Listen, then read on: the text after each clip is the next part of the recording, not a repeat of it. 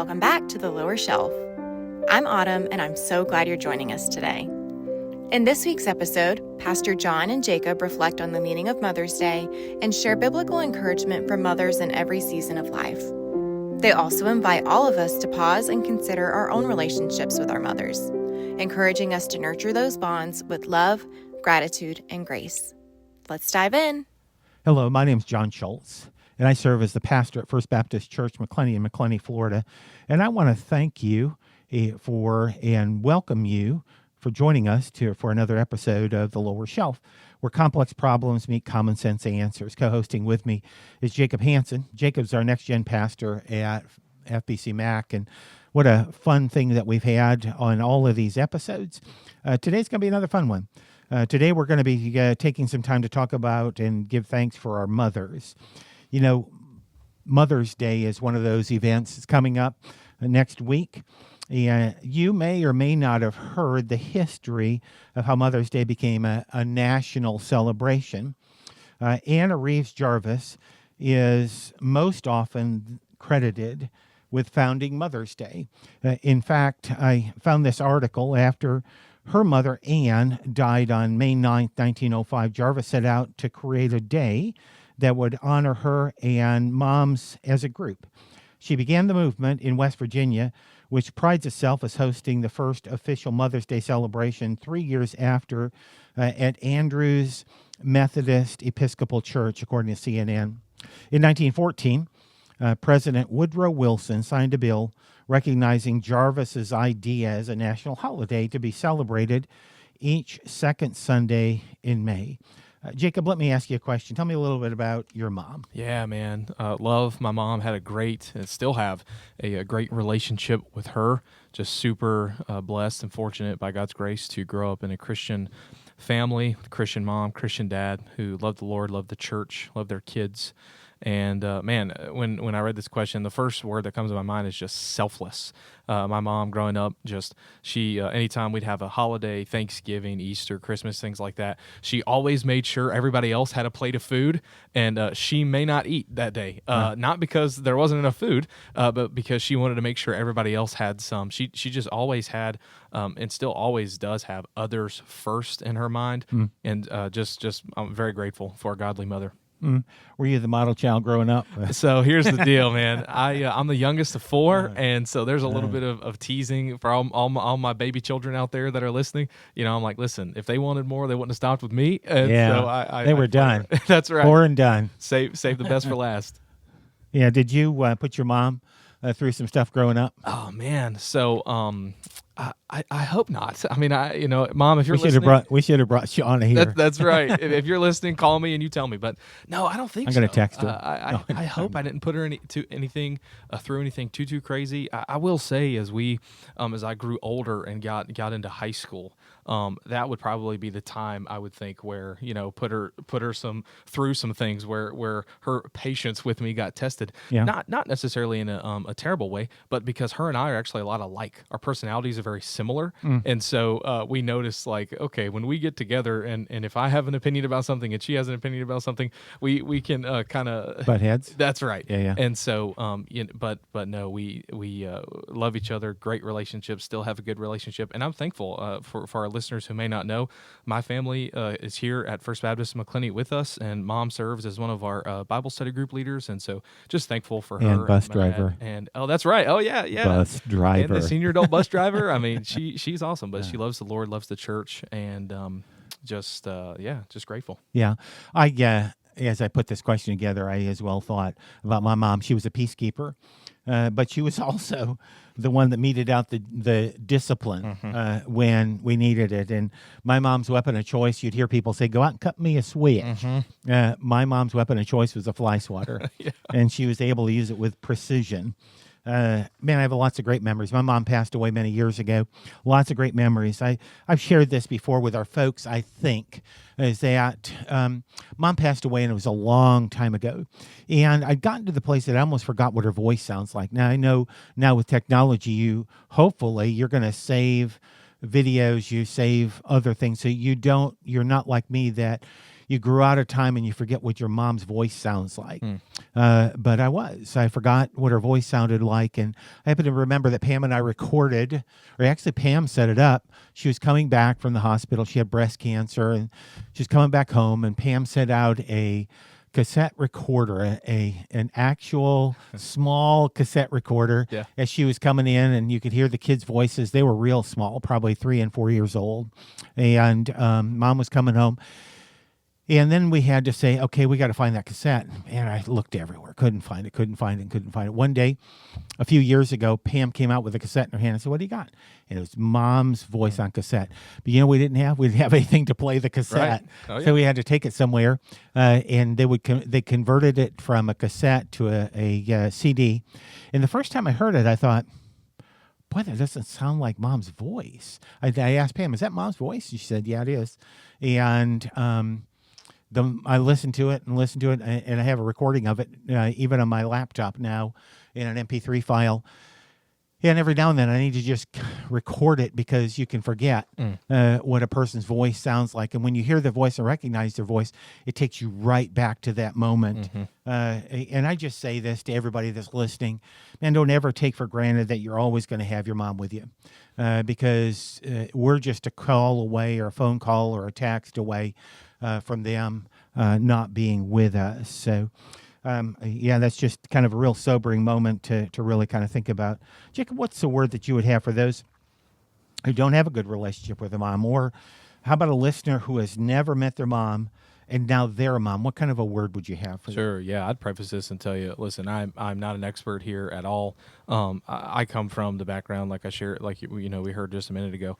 I have a great relationship with my mom, and so this was difficult for me to think through. But here's a couple of things I would say. The first thing is that when we look at Scripture, we see that one of the greatest words the Bible uses for the good news of the gospel is that word reconciliation. That Jesus Christ, through faith in him, he brings us back into a right relationship with God. He restores that which is broken. And so, listener, if you're at a place where you have a broken relationship with your mom and you can begin taking next steps to restore that relationship, maybe it's going to take time. It could take years, but you could begin doing that. The great news and the good news of the gospel is that Jesus does that in our lives. So I would say that's one thing I would say. But that's not always the case. I know that there are a number of listeners who they have a relationship with their mom, and Pastor, like you shared, they may not even know who their mom is, or they grew up with a mom who was not a godly mother towards them, and they don't want to have a relationship with them. Well, here's the thing. If you are a Christian, you're a follower of Jesus, he makes all things new, and he has equipped you and empowered you through his Spirit and through his word and through the people that are in his church to allow you to break that cycle of what you've seen, and for you to begin showing your children what it looks like to be a godly mother, godly wife. And so I would just urge you that way. The other thing I would say is, too, our church, by God's grace, is just full of godly grandmothers and godly mothers who, I'm telling you right now, they would count it a privilege for you to begin a relationship with them. And so I'm seriously saying this, that if you are at a place where you say, I didn't have a godly mom, or I don't know what it looks like to be a godly mom, but I want to begin that, we would love to be able to set you up to have kind of a mentor-type relationship with somebody like that. And so if you're serious about that, please let us know, and we'll connect you with somebody. The next chapter begins with you. You can't hold that on. You can't hold on to that. You will not move forward when you're holding on to the past. It's the anchor on your soul. I pulled a few scriptures out and that talk about moms and mothers and stuff like that, and I thought we'd have a little bit of fun. The first one I'm going to get into is Proverbs 6:20. It says, "My son, keep your father's commandment and forsake not your mother's teaching." What I see here is I see parents, we have a job. We have a job to do. And as we are to teach our children to be obedient to what they've taught. Now, by us, and we need to model it in front of them. We're doing a series right now, and we're talking even this week. We're going to be dealing with the Mother's Day and healthy marriages, healthy homes, and then we're going right into Deuteronomy 6 parenting. And listen, if you're looking for a church home and you're in the McClenny area or even in the west side of Jacksonville or wherever, man, we'd love to have you. You can join us online or whatever. I think we're going to have a lot of fun with that. We've been having fun week after week in dealing with different types of families. In fact, last week, Jacob preached and he talked about grandparenting families, where the grandparent is the primary influencer in the life of the children because the mom or the family is no longer able to do that, and for a variety of reasons. And man, you can break the cycle. You can do this. I'd say as well, the other thing that I see in the last part of this, forsake not your mother's teaching. Remember what you learned from your mom. One of the things that I learned from mom, among many things, and this may sound very domestic, is I learned how to clean a kitchen quick. Pam is an amazing cook. Pam's my wife. She's an amazing cook. We do the kitchen dance well, and that is she cooks. Man, I'm cleaning up right after her, so when we're done, we're done. And I learned that. I really learned that from her, and that is as you're cooking, you clean. You don't leave this huge mess when you're done with dinner. Then you have to get up and go out. And I remember over and over again her pouring into me that how important that is, and I do it to this day, many, many years later. Jacob, how about the next one? Yeah, Proverbs 23:22. Listen to your father who gave you life, and do not despise your mother when she is old.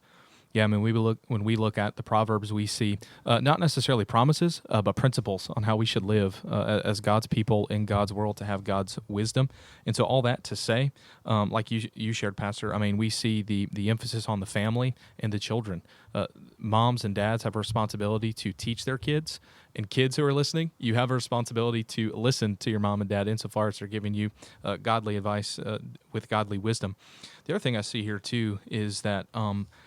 And here's what I'll say. It has taken me getting married. My wife Jade and I don't have any children yet, but it has taken me getting married to see just how much my mom and dad did for me growing up. And so if you're a kiddo out there, or you're a teenager, or maybe even a young adult out there, just thank them. Thank them for what they've done for you. Thank them for the ways that they have sacrificed for you.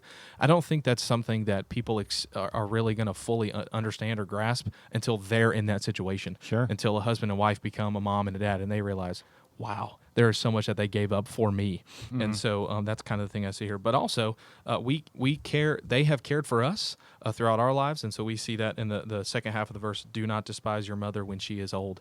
It looks like, hey, as they grow older, as they go on to meet the Lord in glory, we care for them up to that point. Mm-hmm. And so I think that's just a couple of the principles we see out of this proverb here. Cool. Yeah, I'm going to Proverbs 30, verse 17. The eye that mocks a father and scorns to obey a mother will be picked out by the ravens of the valley and eaten by vultures. I picked that verse because of the amazing hyperbole that's here, but the warning. And the warning's pretty stark. It's very clear that there are consequences when you repeatedly, and this is a repeated activity, someone that mocks his father and scorns to obey his mother. That is really creating a heartbreak and a heartache for your mom and dad. If that's you and you're doing that, I just tell you need to stop it. And moms and dads, I've talked to parents that have kids that are in prison. Or that have gotten out of prison. Now they're back in prison again, and just the heaviness on their heart because those kids grew up in church. Those kids grew up knowing right and chose to do wrong, and the heaviness that's on their hearts. I heard a mom, in fact, we talked back and forth on text together, and I said, well, I guess the only thing that you know is right now where he is and that he's safe, and he's not sleeping outside or anything along that line. I don't even remember if she even answered back, but man, it's a principle to keep in mind. Give us the next one. 2 Timothy chapter 1, verse 5. I'm reminded of your sincere faith, a faith that dwelt first in your grandmother Lois and your mother Eunice, and now I am sure dwells in you as well. We see here Paul's kind of last will and testament in 2 Timothy. He's writing to the young pastor, and he just shows and highlights the reality of generational discipleship, where we see a grandmother who taught the gospel to her daughter, and then that daughter Timothy's mother taught the gospel to him. And so there are a couple things I would say here. We see the emphasis on families passing the gospel to the next generation, passing the gospel to the coming generation, telling them the great works that God has done for us and through his son Jesus. But then we see as well that the mother was faithful. I'm sure some of our listeners may be familiar with a pastor named John Piper, and Pastor John and I have talked about John Piper a little bit. And regardless of where you stand on your opinion of Piper, here's just the thing that came to mind. One time he was asked early on in his ministry, why is it that you believe the gospel? And he just very simply said, because my mom told me. Because my mom told me so. And so we see the influence and the shaping influence both now and forever that a godly dad, godly grandparents, a godly family can have on a child. Cool. Yeah, and the absence there is dad. We see his dad, and that's Timothy's dad, mentioned once in Acts 6. And, we don't know what happened to him. We really don't. But what we do know is the impact that mom had on Timothy's life and grandma had on Timothy's life. Jacob, let me ask you another question. How are child-free, this is by choice marriages, or waiting until you have a particular financial or career milestone to become married and have children, impacting our culture? Yeah, I mean, that kind of plays into some of the earlier podcasts you and I talked about families. We're seeing a rising number of what they call DINKs, dual income, no kids. Yep. That's kind of a rising group of the population as you look at millennials and Gen Z folks in particular. But we're also seeing younger families, like Gen Z families that are getting married. They're kind of breaking that trend where they're getting married. Z and Alpha as well, not getting married, obviously, but they're looking for something different than what they've seen digitally. Yeah, absolutely. Yeah. Getting married younger, having more children, kind of growing the birth rate and all of that. But what I would say here is, how are they impacting our culture? Well, there are a variety of things. God's design for godly societies and godly cultures begins with godly families. That's what we see in Genesis. We actually see the opposite of that in Genesis. We see what happens when sin creeps into the family, and when brothers are murdering each other, and we see how that affects the world in a negative way. But I mean, the creation mandate is for a man and a woman to get married, and by God's grace to be fruitful and multiply, and to spread His image on the earth. And so I think they're missing out on a key element in a healthy world, healthy society, if they're not going to be having children. Yeah, I agree. Societies function best when there's a father and a mother in a home, and when they're able to have children, they have children. It may be in many families' life that either mom or dad are not able to have children, and they adopt children. One More Child is an agency that's in this area, and it's not just in this area, but they do an amazing job in providing safe places for children and mothers in need of shelter. But one of the other things that they do is they provide an opportunity to both foster and adopt children into a home where maybe mom and dad can't have a child. And maybe God's plan for you as a mom to be a mom and a dad that are adopting children because you can't have any of your own. Or maybe you do, and God lays it on your heart to adopt as well because you really feel the Lord compelling you in this area.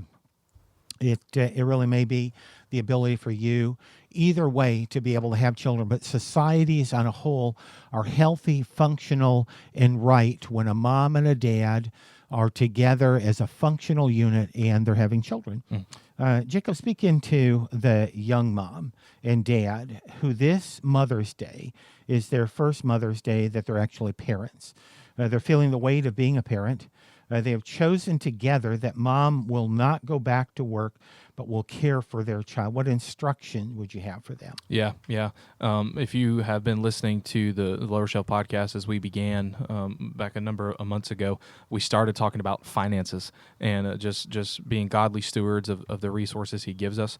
And so I know that, honestly, that's probably one of the greatest concerns for families when mom and dad get married. they become pregnant, they're going to have children, and if she is going to be a stay-at-home mom, what does that look like for what does that look like for them? Can they afford to do that? Well, what that's going to look like is some sacrifice. There are going to be some things that you're going to have to give up, some things that you're going to have to do at home. Maybe that's you make coffee at home instead of having coffee out. Maybe that's you cook more meals at home. There are a variety of ways that we can talk about that, but there's definitely going to be a financial adjustment that they're going to need to make. But here's a positive thing I would say. I have no data in the back of my mind to support this, so this is really just anecdotal. This is a story. But growing up, the kids that I saw that were the most fun, most healthy, most energetic were kids that stayed at home with their mom. Were kids who stayed home and they learned from their mom, and they had a godly mother and godly father who raised them in the discipline and instruction of the Lord. Listeners, you take that for what it's worth, but I would encourage you there. Here's another thing I would say. You have so many cool opportunities if you're going to be staying at home with them to take moments of the day for family worship, whatever that looks like. For you to read Bible stories to them before they take a nap. For you to read Bible verses with them and give them a candy in return if they are able to say the verse, whatever that looks like. Here's another thing I would say. It's interesting. Lifeway did some research. They came out with these like kind of top 10 indicators of what are the top 10 things families are doing to raise godly children. And interestingly enough, number 4, like that's how high it was on the list. Number 4 was that families were playing Christian music in the home. I thought that was interesting. I thought that had such like that it was so high on that scale. It was all the way up to number 4. So here's what I'd say: if you're going to stay home with your kids, play some Christian music for them. That's a great way for them to learn deep truths of the faith in song. And so there's just a lot of encouragement that's there for them. One resource I've talked about on the podcast, and I'll mention it here again. There's a professor named Don Whitney. He's got a short little guide. It's called Family Worship. It gives you very, very practical tips and tools on how you as a family, regardless of whatever ages you have, if you have babies, preschool, nursery, elementary students, the whole range, the whole deal. There are some practical steps on how you as a family can take 5, 10, 15 minutes each and every day around the dinner table, after dinner, at breakfast, whenever time works best for you guys to have times of family worship where you read the Bible, you pray, and you sing songs of the faith together as a family. Yeah, that's good stuff. Yeah, I'm slow walking a book called The Anxious Generation, and I just tell you, if you are a book reader, a book listener, that's a good one. One of the things that you would enjoy if you choose that pathway. And listen, I know, as Jacob said, it's going to have to be a together choice because it does cost you. One of the things that I'm always reminded of, Philippians 4:19 says, "And my God will supply all your needs according to his glorious riches in Christ Jesus." And if I look back in times, the primary influencer, the primary educator of children in things of life and spiritual values was not the church. It was the home. The home was to be the primary place. And we really need to restore that. And one of the ways, if you choose to one or both of you stop working outside the home for maybe even just those first 5 years until they start kindergarten, limit the screen time. Limit the amount of time that they're being babysat or in front of a screen, either through a phone or a device or TV or a tablet or whatever, and use that time together to be able to get them outside and to play. Children learn so much of engagement and interaction, conflict management, social skills through playing. And if you choose not to head that path, sometimes that time is limited because you and your sweetheart are tired and you get home and you eat in the car and you go from there to a baseball practice and then to a football practice and then to gymnastics and then to cheerleading. And by the time you get home, everybody's tired and there's really no time to spend investing in the lives of your children. So, yeah, I just urge you, if you're a first-time parent, this is your first Mother's Day, and you're wondering, what could we do that would really make a difference? One is you guys need to be faithfully walking with the Lord. The second is model it before your kids. Model before your child. Let them know. And if you choose that pathway for them, for you, one of the two of you, not to go back to work, man, invest it. Build on their lives. We're getting ready to close this episode up, but I want to challenge you. If you can spend time with your mom or grandmother this upcoming Mother's Day, do it. If you have had differences and you can't see yourself trying to make peace with him, I'm going to advise you to build a bridge and try to get over it. Put it in the past. Don't be that person that I've seen over and again who has to write a letter and place it at a headstone because you wouldn't humble yourself and allow God to use you and say, I am sorry.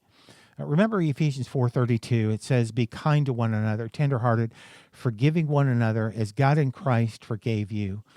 I think that's a good word for us as we entered into this, that Mother's Day is to be a time, if you can do it, man, call them, be with them, remind them, and spend time together. Jacob, why don't you take us out? Yeah, sure thing. Thank you so much for joining us for another episode of the Lower Shelf Podcast. I'm going to ask you to share this, get the word out, send this to your friends, to your family, let them know what we're talking about here at First Baptist, and we hope you and your family have a happy Mother's Day. We hope today's episode has encouraged you in your walk with Christ. The Lower Shelf is a ministry of First Baptist Church of McClenny. Be sure to subscribe so you don't miss an episode. To learn more about First Baptist Church of McClenny, visit fbcmac.com, and you can also follow our ministry on Facebook and Instagram. Thanks for spending time with us on The Lower Shelf.